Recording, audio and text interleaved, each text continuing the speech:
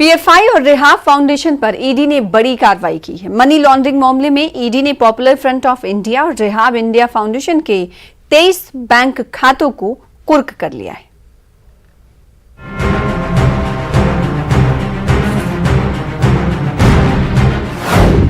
PFI पर ED की बड़ी कार्रवाई, रेहाब फाउंडेशन पर भी गिरी कांच।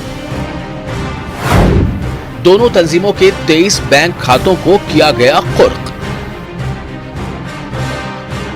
मरकजी तफ्तीशी एजेंसी इन्फोर्समेंट डायरेक्टरेट ईडी ने एक बड़ी कार्रवाई करते हुए PFI Tanzeem, popular front of India और रेहाब इंडिया फाउंडेशन के 23 बैंक खातों को फिलहाल कुर्क कर लिया है। दरअसल ईडी की टीम पिछले कुछ सालों से इस मामले की मुसलसल छानबीन कर रही है। पॉपुलर फ्रंट ऑफ इंडिया और रेहाब इंडिया फाउंडेशन के खिलाफ पाए जाने वाले तमाम सबूतों और गवाहों की बुनियाद पर बड़ी कार्रवाई की गई। कुछ दिन पहले कई मकामात पर छापे भी मारे गए थे, जिसके बाद 1 जून को ईडी हुकाम ने 23 बैंक अकाउंट्स को मुंसलिक करने का बाज़ाब्ता ऐलान किया। पीएफआई तंजीम से वाबस्ता एक और तंजीम रेहाब इंडिया फाउंडेशन के मार्फत लाखों रुपए गलत तरीके से हासिल किए गए। लिहाजा मनी लॉन्ड्रिंग एक्ट के तहत कार्रवाई करते हुए 68,62,081 रुपए को कुर्क कर लिया गया है, जो इस बैंक अकाउंट में जमा थे। ईडी के तफ्तीशकारों के मुताबिक ईडी के रडार पर 60 करोड़ रुपए आ चुके हैं। इनमें से आधी रकम नकद जमा की गई थी। इसके साथ ही रेहाब इंडिया फाउंडेशन तंजीम के बैंक अकाउंट में मौजूद तकरीबन 58 करोड़ रुपए भी तफ्तीशी एजेंसी के रडार पर हैं। इस मामले की तफसीली जांच की जा रही है। साल 2010 से लेकर अब तक तहकीकाती एजेंसी रेहाब इंडिया फाउंडेशन के बैंक अकाउंट में किए गए तमाम लेन देन की जांच में मसरूफ है। खलीजी ममालिक से पीएफआई और रेहाब इंडिया फाउंडेशन ऑर्गेनाइजेशन के बैंक अकाउंट में पैसे आने का मकसद तलाश किया जा रहा है। Bureau report, news 18 network.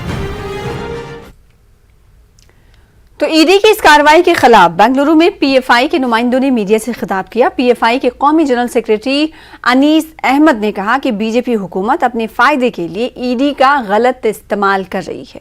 इन्होंने कहा कि एफआईआर और चंद दिगर तंजीमों उन्होंने कहा कि पीएफआई और चंद दिगर तंजीमों और सियासी लीडरों के खिलाफ कार्रवाई से ईडी की गैर जानिबदारी पर सवाल उठ रहे हैं।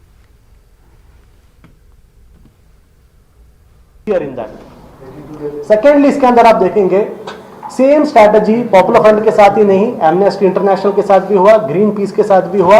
उनके भी अकाउंट्स हम देखते हैं फ्रीज किया जा रहा है। और इंडिया में एक ट्रेंड आप लोग देख रहे हैं कि एनी करप्ट पॉलिटिशियन जिसके पीछे बीजेपी आता है, ईडी आता है, द नेक्स्ट मोमेंट वो बीजेपी को ज्वाइन करता है। यानी ईडी को एज अ टूल इस्तेमाल किया जा रहा है even to pressurise politicians to join BJP. A very huge list हमारे पास है, आप लोगों को मीडिया को भी पता है कितने लोग जिनके पीछे ईडी आया था all of a sudden BJP को जाते हैं और वॉशिंग मशीन की तरह क्लीन हो जाते हैं। समझे? बड़े बड़े लीडर्स, बड़े बड़े एमपीस, वो लोगों ने भी इस तरीके का बात ओपनली कहा है। और एक इंपॉर्टेंट पॉइंट आप देखते हैं, क्या इंडिया में बीजेपी के एमपीस पर, बीजेपी के लीडर्स पर करप्शन एलिगेशंस नहीं है? क्या ईडी बीजेपी के पीछे क्यों नहीं जाता? Why is ED not going after BJP leaders? और आप देखेंगे बीजेपी के क्रोर्स एंड क्रोर्स के करप्शन स्कैंडल्स को कन्वीनियंटली ईडी इग्नोर कर रहा है। इसलिए कि ईडी ओवर 3-4 ईयर्स पीएफआई के साथ जो ईडी का रवैया है, कोई रैशनैलिटी नहीं है, कोई लॉजिक नहीं है ईडी के एक्शंस में। ईडी को ये काम देकर भेजा गया है पीएफआई को हरास करो। पीएफआई अपने काम में वो लोग बिजी नहीं रहना है, पीएफआई हमें हैंडल करने में बिजी रहना है।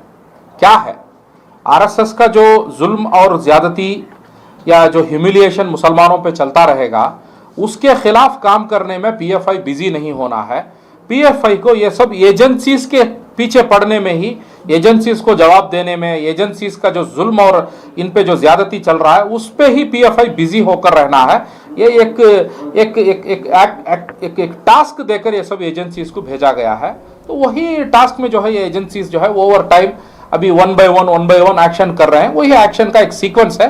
तो ये एक्शन कर्नाटक में स्कूल और कॉलेजों के निसाब में तब्दीलियों के खिलाफ लिंगायत तबका भी बरहमी का इजहार कर रहा है। बेलगाम में आज मुख्तलिफ लिंगायत तंजीमों ने रियासती हुकूमत के खिलाफ एहतजाज किया। इन तंजीमों ने कहा कि लिंगायत मजहब के बानी और आला मजहबी रहनुमा बिस्वना की तारीख को तोड़ मरोड़ कर पेश करने की कोशिश की गई है। लिंगायत महासभा के जिला सदर बिस्वराज ने कहा कि बिस्वना ने कभी वीर शिव मजहब की हिमायत नहीं की। उन्होंने अलहदा लिंगायत मजहब की बुनियाद रखी थी। इस तारीख को तोड़ मरोड़ कर पेश करने की कोशिश की गई है। लिंगायत तंजीमों ने कहा कि 1 हफ्ते के अंदर गलती को दुरुस्त नहीं किया गया तो सख्तगीर एहतजाज किया जाएगा।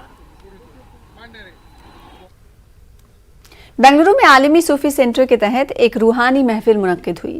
महफिल हमद नात क़िरत में स्कूलों के तलबा और नात ख़ा हजरात ने हिस्सा लिया।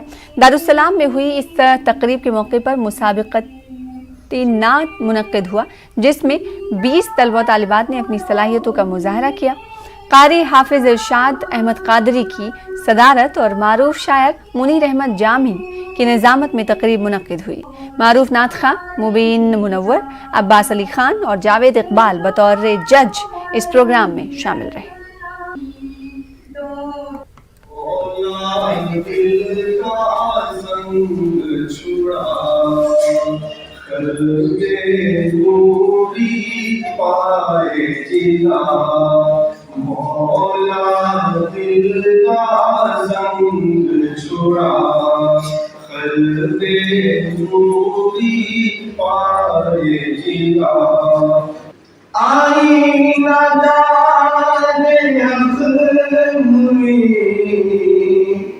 सूरत रसूल की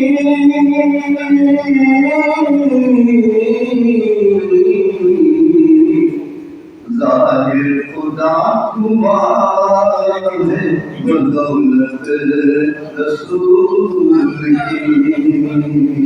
ज़ाहिर खुदा हुआ है बदौलत रसूल की। तुम आज़मा के देख ले